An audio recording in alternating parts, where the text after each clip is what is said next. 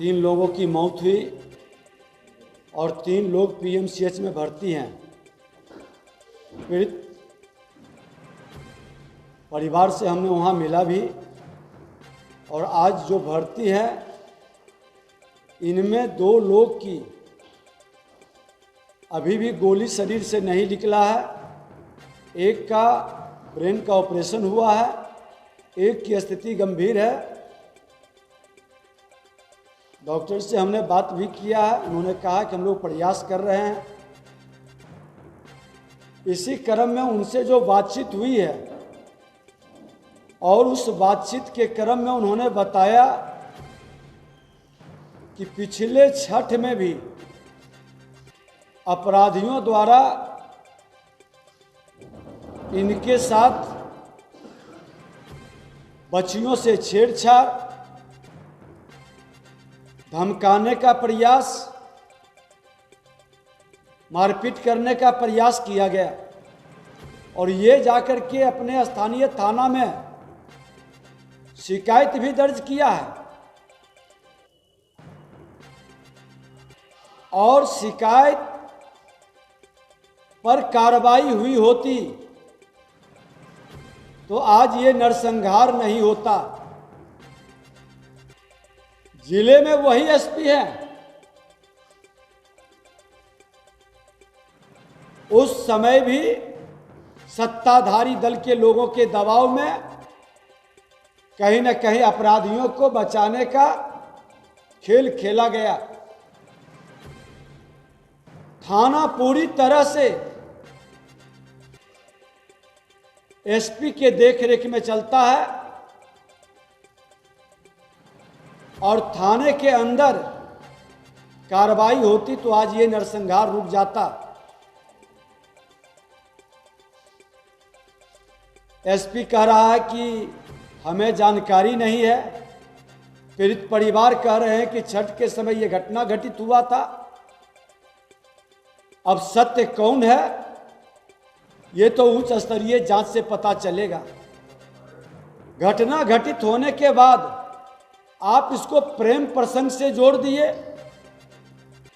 उनके लोग, परिवार के सदस्य, कई स्थानीय लोग भी कहा कि लखीसराय स्टेशन प्लेटफार्म से सटा हुआ इनकी जमीन, कीमती जमीन पर ये जमीन माफियाओं की निगाहें टिकी हुई थी।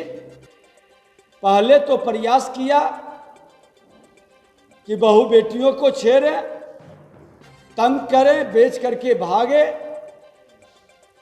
और जब उसमें सफल नहीं होता है तो घटना को इस स्तर तक ले जाएं। हमने मांग किया कि अगर जो उन लोगों का कहना है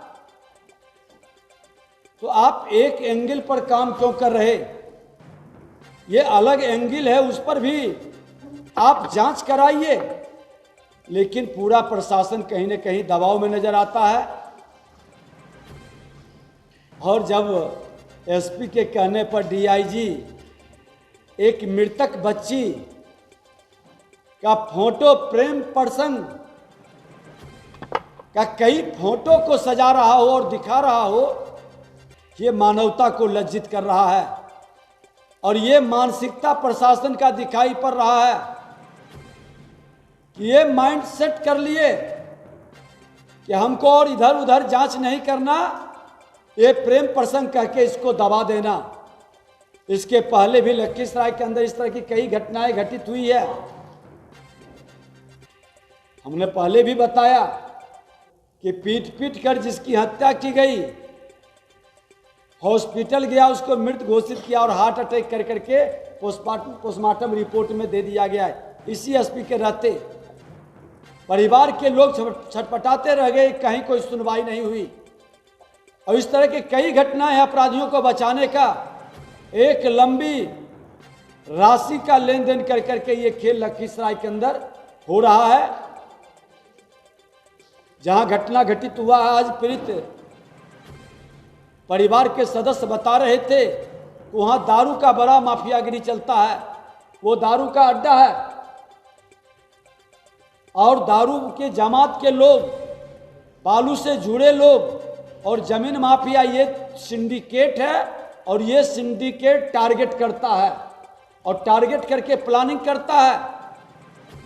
आज बताइए कि जो नोटबुक जारी किया है, इस तरह का एक अपराधी जो पहले भी जेल गया है, उसकी ये भाषा नहीं हो सकती।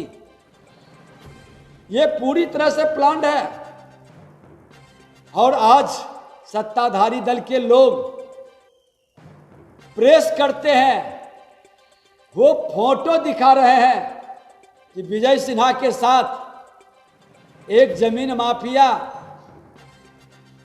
जिसको इन्होंने इसके मकान में रहता था, पकड़ा है, 1 साल पहले रहता था, अभी तो दूसरे के मकान में। अरे हम तो जन कल्याण संवाद करते हैं, लोग आते हैं और हम लोग को अभिनंदन करता है, मैं भी कर देता हूं।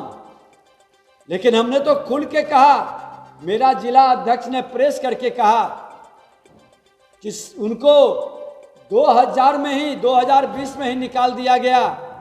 उसका फोटो किसके किसके साथ है कल उन्होंने जारी भी किया था। लोग देखे भी थे कि आरजेडी के महासचिव, प्रदेश के महासचिव के साथ, आरजेडी के प्रदेश महासचिव के साथ वो सम्मिलित है। लोग वो बता रहे थे कि वो उस पार्टी में सम्मिलित भी है। और ये फोटो स्पष्ट बताता है कि जिस लोगों को बचाने का जदयू के नेता का खेल खेल रहे हैं, जिसका नाम लोग ले रहा है कि अपराधी को भगाने की भूमिका निभाया, नगर परिषद के चेयरमैन है, अब उसके बेटे के साथ उस अपराधी की फोटो है। और फोटो जब निकलना शुरू हुआ है तो फोटो बड़े लीडर, वहां के बड़े जनप्रतिनिधियों के साथ भी नजर पाएगा। तो फोटो की कहानी से अपराधी को बचाने का खेल और वर्गलाने का खेल न करे। मैं तो कहता हूं कि मेरे दल का कार्यकर्ता हो, मेरे परिवार का सदस्य हो, पहले भी मैंने सदन में कहा है, खुल करके कार्रवाई करो और सजा दो, वर्गलाने का खेल बंद करो। आपने कहा कि विजय सिन्हा का बालू का साइड चलता है, खुला चुनौती है। माननीय सांसद ललन बाबू, आपके जो जदयू के जिला अध्यक्ष और लटक हैं, जो कई लोग प्रेस कॉन्फ्रेंस सम्मिलित रूप से कर रहे थे, एक भी बालू से जुड़ा हुआ मेरा या मेरे परिवार का प्रमाण है तो आप सार्वजनिक करिए, और नहीं करते हैं तो फिर माफी मांगिए और इन लोगों पर कार्रवाई करिए। ये अपराधियों को बचाने के लिए आप डायरेक्शन को डाइवर्ट मत करिए, क्योंकि लखीसराय में ये पहली नरसंहार नहीं है। कई लोगों की हत्या जमीन के कारण, बालू के कारण, दारू के कारण हो रहा है। और ये सिंडिकेट पूरे प्लानिंग वे में वहां हत्याओं का दौर चला रहा है। वहां का जनप्रतिनिधि होने के नाते हमारी जिम्मेवारी है इस सिंडिकेट के तोड़ने का, इस पर कार्रवाई कराने का। आप उच्च स्तरीय जांच कराइए, निर्दोष रहेगा तो फिर भयभीत क्यों हो रहे हैं? क्यों सीबीआई से जांच कराने से भाग रहे हैं या हाईकोर्ट के सिटिंग जज से? जो एसपी बचाने का खेल खेल रहा है, वो एसपी कार्रवाई कैसे करेगा? वो तो आपके दबाव में, आज लखीसराय हो, मुंगेर हो, बाढ़ हो, या जो हस्तिनापुर के गुलाम हो, वो तो जो आका बोलेगा वही गुलाम करेगा। जहां ये स्थिति है, आज लॉ एंड ऑर्डर की स्थिति यही है कि पूरी तरह से 5वां दिन बीत गया, अपराधी पकड़ाया नहीं है। और मैं कह देना चाहता हूं कि अगर जो अपराधी की गिरफ्तारी नहीं हुई और माननीय मुख्यमंत्री जी, वही लखीसराय में नरसंहार हुआ था, बालू नरसंहार, आप ही के बड़े भाई श्रीमान लालू प्रसाद यादव की सरकार थी, उन्होंने मुआवजा ही नहीं दिया था, नौकरी भी दिया था। जरा फाइल निकलवाइए। और अपराधियों के गोली से मरने वाला ये गरीब ब्राह्मण का परिवार उजड़ गया, डेली कमाने खाने वाला था। किसी भी जाति का मृतक हो जो अपराधियों की गोली से मरता है, घायल होता है, उसका परिवार उजड़ता है, सरकार उसको मुआवजा कम से कम 5 लाख रुपया दे।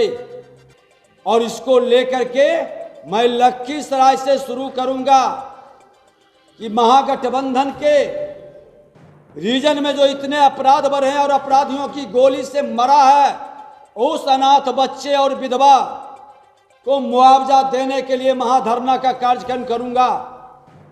और मुआवजा नहीं दीजिएगा तो फिर ये लोग सामूहिक रूप से जन आंदोलन पूरे बिहार के अंदर चलेगी, क्योंकि गृह विभाग आपके जिम्मे है, आप लोगों को सुरक्षा देने में सक्षम नहीं है। बिहार के अंदर हत्याओं की दौड़ चल रही है। अब तो अपराध पहले नुक के छुप करके रात्रि में होता था, अब अपराध खुलेआम दिन में। आज नालंदा आपके गृह जिले के अंदर एयरफोर्स के जवान का घर के आगे ही गला रेत करके 1 बजे दिन में हत्या कर दिया। इसी तरह की घटना जमुई के अंदर 2 लोगों को गोली मार देती है, मौत हो जाता है। एक दिवाकर यादव को चैलेंज दे करके प्रशासन में जाकर वो शिकायत करता है, फिर भी आकर के घर पर गोली मार देता है। गिरोह सब आपके सत्ताधारी दल से जुड़ा लोग है। क्यों कार्रवाई से आप हस्तिनापुर का गुलाम भ्रष्ट प्रशासक को जो थाने का डाक लगाता है और खुलकर वसूली करता है,